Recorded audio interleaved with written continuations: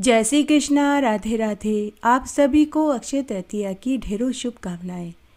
वैशाख मास की शुक्ल पक्ष की तृतीया तिथि को अक्षय तृतीया के नाम से जाना जाता है। वैसे तो हर महीने की शुक्ल पक्ष की तृतीया शुभ फलदायी होती है, परंतु वैशाख मास के शुक्ल पक्ष की तृतीया विशेष फल देने वाली होती है। अगर यह तृतीया दोपहर से पहले शुरू होकर प्रदोष काल तक रहे तो इसे सबसे श्रेष्ठ मुहूर्त माना जाता है। माना जाता है कि अक्षय तृतीया पर आप जो भी खरीदारी करेंगे उसका मूल्य आपको अक्षय होकर ही प्राप्त होगा। इस दिन कोई भी शुभ काम किया जाए वह शुभ फलदायी होता है। इस दिन विवाह, गृह प्रवेश, वस्त्र आभूषणों की खरीदारी करना, घर और जमीन खरीदना, वाहन खरीदना शुभ माना जाता है। पुराने लोगों का तो यहाँ तक मानना था कि इस दिन नए व्यवसाय और नई परियोजनाओं की शुरुआत करना अक्षय होता है। इस दिन सोने चांदी के आभूषण खरीदना शुभ माना जाता है। माता लक्ष्मी के सम्मान के लिए कीमती धातु, मशीनरी, उपकरण, वाहन, सोना चांदी, बर्तन खरीदते हैं। आइए अब हम अक्षय तृतीया की एक पुण्य फल देने वाली कथा का श्रवण करते हैं। बहुत समय पहले की बात है। एक बार एक वेश्या था जिसका नाम धर्मदास था। वह अपने परिवार के साथ रहता था। उसके परिवार में उसके बुजुर्ग माता पिता, पत्नी, भाई बहन और 5 बच्चे थे। परिवार बहुत बड़ा था। वह अपने परिवार के भरण पोषण के लिए खूब मेहनत मजदूरी करता था, परंतु फिर भी वह अपने परिवार के लिए 2 वक्त की रोटी का जुगाड़ भी बड़ी मुश्किल से कर पाता था। इस कारण वह सदैव चिंतित रहता था। उसके जीवन में अनेक कष्ट थे, परंतु फिर भी वह बड़ा ही धार्मिक प्रवृत्ति का था। उसका सदाचार तथा देवताओं, पितरों, ब्राह्मणों के प्रति बड़ी ही श्रद्धा रहती थी। वह अपने पूर्वजों से अक्षय तृतीया के व्रत के महात्म्य को सुनता आ रहा था। उसका मानना था कि पूर्वजों ने इस दिन को क्षमता अनुसार जो पाठ, पूजा, दान करता है, उसी कारण उसका इतना बड़ा परिवार कभी भूखा नहीं रहता। उसे इस तिथि के प्रति बड़ी श्रद्धा थी। वह अक्षय तृतीया के दिन सुबह जल्दी उठकर गंगा स्नान करता, पूर्ण विधि विधान से लक्ष्मी नारायण भगवान का पूजन करता और सामर्थ्य अनुसार जल से भरा हुआ घड़ा, हाथ का पंखा, जौ, सत्तू, चावल, नमक, गेहूं, गुड़, घी, दही, सोना, अन्न, वस्त्र, रुपया आदि भगवान लक्ष्मी नारायण के चरणों में चढ़ाता और उसे फिर गरीबों में दान कर देता था।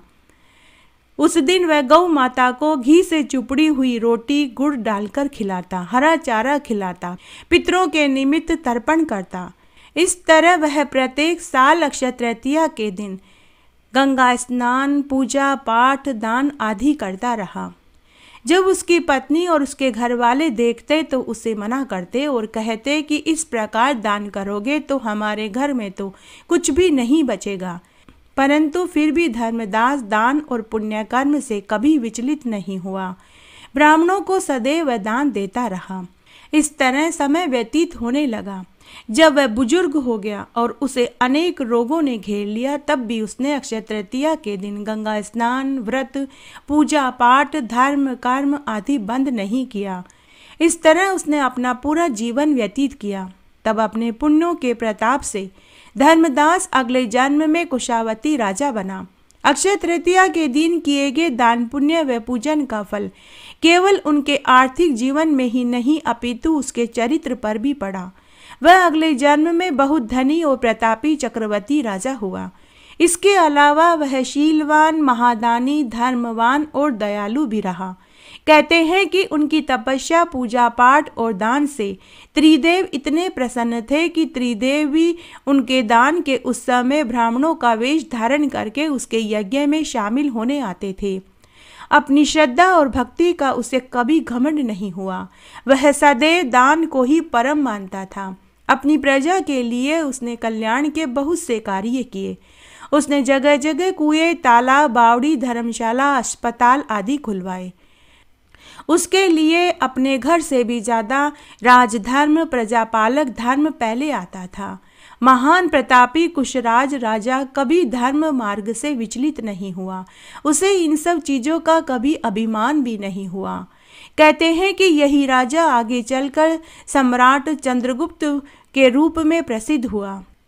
जैसे भगवान ने धर्मदास पर अपनी कृपा बरसाई, वैसे ही जो भी व्यक्ति अक्षय तृतीया की कथा महत्व को सुनता है, विधि विधान से गंगा स्नान, पूजा, दान धर्म करता है, उसे अक्षय पुण्य और यश की प्राप्ति होवे। प्रत्येक मनुष्य को अक्षय तृतीया के दिन गंगा स्नान और व्रत करना चाहिए और अपनी सामर्थ्य अनुसार दान पुण्य करना चाहिए।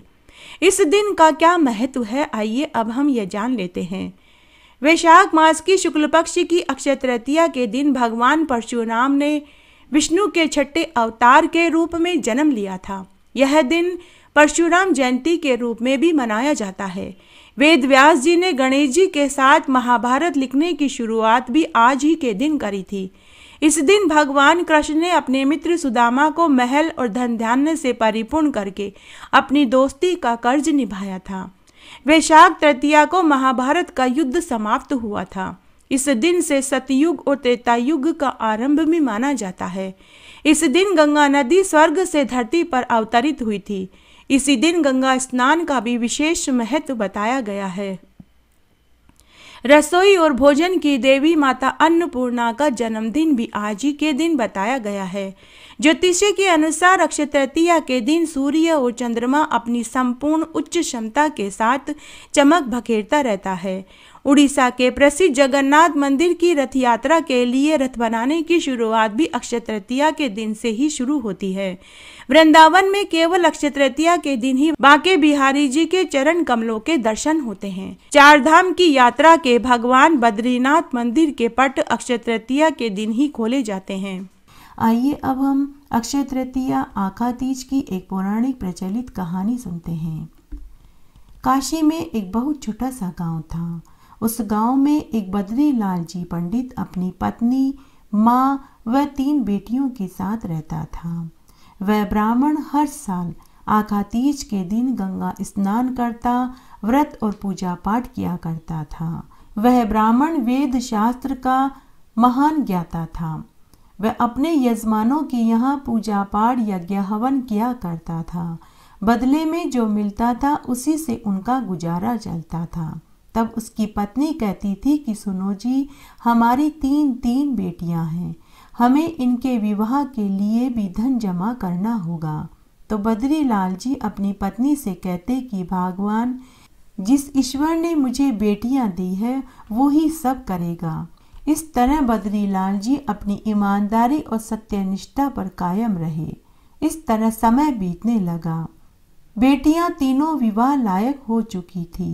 उनके उम्र की सभी लड़कियों का विवाह हो चुका था। बद्रीलाल जी की पत्नी अपने पति को ताने देने लगी कि आपने कोई धन नहीं कमाया। अगर आपने धन कमाया होता तो आज हम भी अपनी बेटियों का विवाह समय पर कर पाते। बद्रीलाल पंडित जी की ईमानदारी के चर्चे आस पास के सभी गांवों को पता था। अब तो आए दिन बद्रीलाल जी की पत्नी अपने पति को ताने देने लगी कि मैंने कहती थी कि धन कमाओ, अब बेटियों की शादी में हम धन कहाँ से लाएंगे? बिना धन के कौन इनसे विवाह करेगा? पूरी उम्र आप सबको ईमानदारी का पाठ पढ़ाते रहे। अब अपनी बेटियों की शादी में अपनी बेटियों को ईमानदारी ही दहेज में दे देना। मैं भी देखती हूँ कि कौन लड़का आपकी ईमानदारी दहेज में लेकर आपकी बेटियों से शादी करने को राजी होगा। अब तो ब्राह्मण बद्रीलाल की रातों की नींद, दिन का चैन, पेट की भूख सब गायब हो गई। तब एक दिन की बात है, गांव के ब्राह्मण समाज के लोग आपस में बातें कर रहे थे कि नगर का राजा अक्षय तृतीया के दिन यज्ञ हवन आदि करवा रहे हैं, भोजन भी करवाएंगे और साथ ही स्वर्ण मुद्राएं ब्राह्मणों को, योग्य महात्माओं को दान देंगे। जब यह बात बद्रीलाल जी की पत्नी को पता चली तो उसने अपने पति से कहा कि सुनो जी, आपने पूरी उम्र ईमानदारी को बांस पर चढ़ाए रखा। भगवान के लिए आप अपनी ईमानदारी को जमीन में गाड़ दीजिए। कल अक्षय तृतीया के दिन नगर के राजा के पास जाइए, वो सभी ब्राह्मणों को स्वर्ण मुद्राएं दान में देंगे।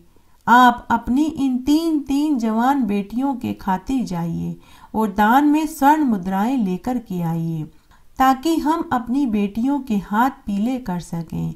अगर इस बार आपने मेरा कहना नहीं माना तो मैं अपनी तीनों बेटियों के साथ कुएं में कूदकर अपनी जान दे दूंगी। आखिर पत्नी की जिद के आगे बद्रीलाल जी को हार माननी ही पड़ी। पूरी उम्र ईमानदारी से कमाने वाले बद्रीलाल जी अक्षय तृतीया के दिन बेमन से तैयार होकर नगर के राजा के महल में पहुंच गए। वहां यज्ञ हवन हुआ, प्रसादी खिलाई गई। उसके बाद राजा स्वर्ण का दान करने लगे। तभी ब्राह्मण पंक्ति में खड़े थे। जब ब्राह्मण समाज के लोगों ने बद्रीलाल जी को दान की पंक्ति में खड़े देखा तो सब तरह तरह की बातें बनाने लगे कि अरे, आज तो यह भी दान लेने के लिए आ गया, आज इसकी ईमानदारी कहाँ गई। तो कोई बोला कि अरे, घर में तीन जवान कुंवारी बेटियां हैं, यह बेचारा उन्हीं के खातिर दान लेने के लिए आया है। तो कोई बद्रीलाल जी पर हंस रहा था तो कोई ताने दे रहा था। बेचारे ब्राह्मण के तो कदम ही नहीं उठ रहे थे। सभी लोग उन्हें धक्का दे रहे थे और पीछे ढकेल रहे थे। इस तरह जब सभी लोग दान लेकर के चले गए और अंत में बद्रीलाल जी बचे, तो राजा ने बद्रीलाल जी को प्रणाम किया और सोने के मोरों की थैली देने लगे। तो बद्रीलाल जी ने राजा से कहा कि हे महाराज, ठहरिए, आप ये सोने के मोरों की थैली मेरे हाथ में तभी रखना जब आपको ज्ञात हो कि आपने यह धन सत्य और ईमानदारी से कमाया हो, अन्यथा आप ये स्वर्ण मुद्राएं मेरे हाथ में मत रखना। हे महाराज, मेरे इन हाथों ने हमेशा ईमानदारी का पैसा लिया है। हे राजन, अगर आप मुझे दान देना चाहते हैं तो आप ईमानदारी से कमाया हुआ धन ही दान में देना। तब राजा सोच में पड़ गया। वह मनी मन सोचने लगा, आज अखातीज पर मैंने यज्ञ हवन करवाया, 108 पंडितों को सोने की मोहरें दी, पूरे गांव को प्रसादी खिलाई। अगर यह ब्राह्मण मेरे महल से खाली झोली चला गया तो मेरा किया हुआ सभी व्यर्थ चला जाएगा। तब राजा ने बद्रीलाल जी से कहा कि हे ब्राह्मण देव, आप थोड़ी देर यहाँ बैठकर के विश्राम करें, मैं आपके लिए ईमानदारी से कमाई चीज लेकर आता हूँ। तब राजा महल में आया और आकर उसने अपनी रानी को पूरी बात बताई। वह रानी बड़ी ही समझदार थी। उसने कहा, महाराज, पूरे महल में हमने अगर कोई चीज ईमानदारी से कमाई है तो यह तुलसी का पौधा है, जिसको हमने रोज जल से सींचा है, सुबह शाम हमने दिया बाती करा है। और महाराज, शायद आपको याद होगा, एक बार आपने और मैंने अपने खेत में थोड़ी सी देर के लिए हल चलाया था। उससे हमारे खेत में जौ और धनिया की फसल उगी थी। उसमें से थोड़ा सा जौ और धनिया अभी भी महल में रखा हुआ है, आप वो ही उस ब्राह्मण को दे दीजिए, वह हमारी मेहनत की कमाई है। तब राजा को अपनी रानी के जवाब से बहुत प्रसन्नता हुई। तब महल में एक पोटली में थोड़ा सा जौ और एक पोटली में सूखा धनिया पड़ा था। राजा सोचने लगा कि अब ब्राह्मण मेरे महल से खाली झोली नहीं जाएगा। तब राजा ने तुलसी का पौधा, जौ और सूखे धनिये की पोटली ले जाकर ब्राह्मण बद्रीलाल को दे दी और कहा कि हे ब्राह्मण देव, ये चीजें मेरी मेहनत की कमाई की है। ब्राह्मण खुशी खुशी उन्हें लेकर घर आ गया। घर पर उसकी पत्नी अपने पति का बेसब्री से इंतजार कर रही थी। जैसे ही उसने अपने पति को आया देखा तो वह पूछने लगी कि आप महल से क्या लेकर के आए, जल्दी बताइए। तब बद्रीलाल जी ने तुलसी का पौधा और जौ और धनिये की पोटली देते हुए कहा कि मैं ये लेकर के आया हूँ। इस पोटली में जौ है तो इस पोटली में सूखा धनिया है और ये तुलसी का पौधा है। यह हमारे भगवान विष्णु की प्रिय तुलसी महारानी का पौधा है। ऐसा सुनते ही ब्राह्मणी का गुस्सा 7वें आसमान पर पहुंच गया और वह जोर जोर से चिल्लाते हुए बोली कि मेरी तो किस्मत ही खराब है जो मैं तुम्हारे घर ब्याह करके आई। हमारे पड़ोस के शर्मा जी तो स्वर्ण के मोरों की थैली लेकर के आए हैं। उसकी पत्नी पूरे मोहल्ले भर में सोने की मोहरें दिखाती फिर रही है। हाय रे मेरी फूटी किस्मत। और वह रोती रोती कमरे में चली गई। ब्राह्मण की तीनों बेटियां अपने बाबा के पास आई और बोली कि बाबा, हमें आपके ऊपर नाज है। आपने आज भी अपनी ईमानदारी की लाज रखी। बाबा, हमारी किस्मत में होगा तो हमारी शादी जरूर हो जाएगी, लेकिन आपकी ईमानदारी को बेचकर अगर हमारी शादी होती तो हमें खुशी नहीं मिलती। तब बद्रीलाल जी ने अपनी तीनों बेटियों के सिर पर हाथ रखा। बेटियों ने जौ और धनिये की पोटली ले जाकर के रसोई में रख दिया और तुलसी का पौधा घर के आंगन में रख दिया। उस दिन वे सभी भूखे ही सो गए। दूसरे दिन ब्राह्मण की पत्नी जब सोकर उठी, स्नान आदि करने के बाद जब वह घर के आंगन में आई तो उसने देखा कि तुलसी के पौधे में सोने, चांदी, हीरे, मोती लड़झड़ हो रहे थे। उसके बाद वह भागी भागी रसोई में गई और रसोई में जौ और धनिये की पोटली खोल कर के देखी तो उसकी आंखें फटी की फटी रह गई। जौ और सूखा धनिया सोने में बदल चुका था। उसकी पत्नी जोर जोर से बोली कि सुनो जी, यह सब कैसे हुआ। तब बद्रीलाल और उसकी तीनों बेटियां और बूढ़ी माँ आंगन में आए। बद्रीलाल जी की बूढ़ी माँ ने अपने बेटा, बहू और पोतियों से कहा कि यह सब कुछ मेरे बेटे की पूजा पाठ और ईमानदारी का फल है। मेरा बेटा हर साल आखा तीज पर व्रत करता है, पूजा पाठ करता है, यह उसी का फल है। भगवान विष्णु ने यह सब दिया है। आखा तीज को किया गया व्रत, पूजा पाठ, दान का फल अक्षय होकर मिलता है। इस दिन किया गया दान, व्रत, पूजा पाठ कभी व्यर्थ नहीं जाता। जब यह बात राजा के कान तक पहुंची तो सबको आखा तीज की महिमा का पता चला। तब राजा ने पूरी नगरी में यह ढिंडोरा पिटवा दिया कि सभी को अक्षय तृतीया के दिन व्रत करना चाहिए, दान पुण्य पूजा पाठ करना चाहिए, इसका फल अक्षय होकर मिलता है। घटती हो तो पूरी हो, पूरी हो तो परवान चढ़े, भूले बिसरे नाम तेरे भंडार में भरे। इस तरह आज हमने अक्षय तृतीया की एक प्रचलित पौराणिक कथा सुनी। आशा करती हूँ यह आपको जरूर पसंद आएगी। मेरे साथ बने रहने के लिए आपका धन्यवाद। आगे आने वाली कथा कहानियों के लिए भी आप इसी तरह मेरे साथ बने रहें। धन्यवाद। आइए अब हम अक्षय तृतीया से जुड़ी कुछ पौराणिक दंत कथाएं भी सुनते हैं। अक्षय तृतीया के दिन भगवान विष्णु की पूजा की जाती है। कहा जाता है भगवान परशुराम का जन्म। अक्षय तृतीया के दिन भगवान विष्णु की पूजा करने का बहुत शुभ फल माना जाता है। कहा जाता है कि अक्षय तृतीया के दिन भगवान विष्णु इस धरती पर भगवान परशुराम के रूप में पैदा हुए थे। भगवान परशुराम महाविष्णु के छठे अवतार हैं। उनका जन्म ब्राह्मण कुल में हुआ था तथा वे जमदग्नि व रेणुका के पुत्र थे। ब्राह्मण कुल में पैदा होने के बाद उन्होंने यह प्रण लिया कि वे धरती पर मौजूद सभी दुष्ट शत्रुओं का नाश करेंगे, जबकि ब्राह्मण कुल के लोग शत्रुओं को युद्ध कला सिखाते हैं, ना कि समयुद्ध में उतरते हैं। एक पौराणिक कथा यह भी है कि केरल की भूमि को भगवान परशुराम ने समुद्र में अपनी कुल्हाड़ को फेंककर पुनः प्राप्त किया था। अक्षय तृतीया के दिन गंगा नदी स्वर्ग से पृथ्वी पर आई थी। आकाश गंगा में वास करने वाली पवित्र गंगा नदी इसी दिन अक्षय तृतीया के दिन धरती पर अवतरित हुई थी। राजा भागीरथ द्वारा की गई तपस्या के फलस्वरूप भगवान शिव ने अपनी जटा में देवी गंगा को बांधकर धरती पर उतारा था। इसी कारण अक्षय तृतीया के दिन गंगा नदी में स्नान किया जाता है। यह पौराणिक कथा केवल इसी दिन पवित्रता को बढ़ाती है। देवी अन्नपूर्णा का जन्म भी आज ही के दिन हुआ था। देवी अन्नपूर्णा देवी पार्वती जी का ही रूप है। कहा जाता है कि देवी अन्नपूर्णा का जन्म अक्षय तृतीया के दिन ही हुआ था। समृद्धि की देवी के रूप में पूजी जाने वाली देवी अन्नपूर्णा इस दिन सभी प्राणियों का पेट भरती है, उनकी क्षुधा को शांत करती है। इस दिन देवी अन्नपूर्णा की पूजा करने से घर में धन धान्य के भंडार भरते हैं। आज ही के दिन कुबेर को भी वरदान मिला था। दक्षिण भारत में माना जाता है कि धन धान्य प्राप्त करने के लिए भगवान कुबेर ने अक्षय तृतीया के दिन देवी लक्ष्मी की पूजा करी थी। उनकी भक्ति से खुश होकर देवी ने उनकी इच्छा पूरी करी तथा उन्हें धन का देवता बना दिया। अक्षय तृतीया के दिन दक्षिण भारत के लोग पहले भगवान महाविष्णु की पूजा करते हैं, बाद में देवी लक्ष्मी की पूजा करते हैं। इस दिन लक्ष्मी यंत्र की पूजा करना शुभ फलदायी माना गया है।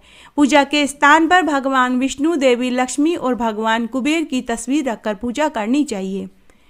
महाभारत से भी इसका संबंध बताया गया है। महाकाव्य महाभारत में भी अक्षय तृतीया का उल्लेख मिलता है। महर्षि वेद व्यास जी ने इस शुभ दिन पर महाकाव्य महाभारत की लिखना शुरू किया था। युधिष्ठिर को अक्षय तृतीया के दिन अक्षय पात्र वरदान के रूप में मिला था। वनवास के दौरान वरदान में मिले अक्षय पात्र में द्रौपदी के भोजन करने तक भोजन समाप्त नहीं होता था। इसके अलावा चीरहरण के समय जब द्रौपदी ने भगवान कृष्ण को पुकारा था, तब द्रौपदी की मदद करने स्वयं भगवान कृष्ण पहुंच गए थे। माना जाता है कि वह दिन भी अक्षय तृतीया का ही था। सुदामा जी मिले थे कृष्ण भगवान से। आज ही के दिन एक कथा यह भी है। एक पुण्य कथा भगवान कृष्ण से भी जुड़ी हुई है। सुदामा, जो कि भगवान कृष्ण के बाल सखा थे, वे बड़े ही गरीब थे। मदद मांगने के लिए वे आज ही के दिन भगवान कृष्ण के महल में पहुंचे, परंतु संकोच के कारण वे भगवान कृष्ण से कुछ नहीं मांग पाए। लेकिन भगवान कृष्ण उनके मन के भाव को जान गए। कृष्ण भगवान से मिलने के बाद सुदामा जब घर पहुंचे तो उन्होंने देखा उनका घर अन्न धन के भंडार से भरा हुआ था। ये कुछ दंत कथाएं हैं जो आज के दिन से ही संबंध रखती है। इस तरह आज हमने अक्षय तृतीया की महिमा और कुछ कथाएं सुनी। आशा करती हूँ यह वीडियो आपको जरूर पसंद आएगा। अगर आपको ये वीडियो पसंद आए तो इसे ज़्यादा से ज़्यादा लाइक करें, अपने दोस्तों रिश्तेदारों में जरूर शेयर करें, ताकि उन्हें भी अक्षय तृतीया की महिमा और व्रत कथा सुनने का संपूर्ण फल प्राप्त हो। मेरे साथ आप इसी तरह बने रहें। धन्यवाद।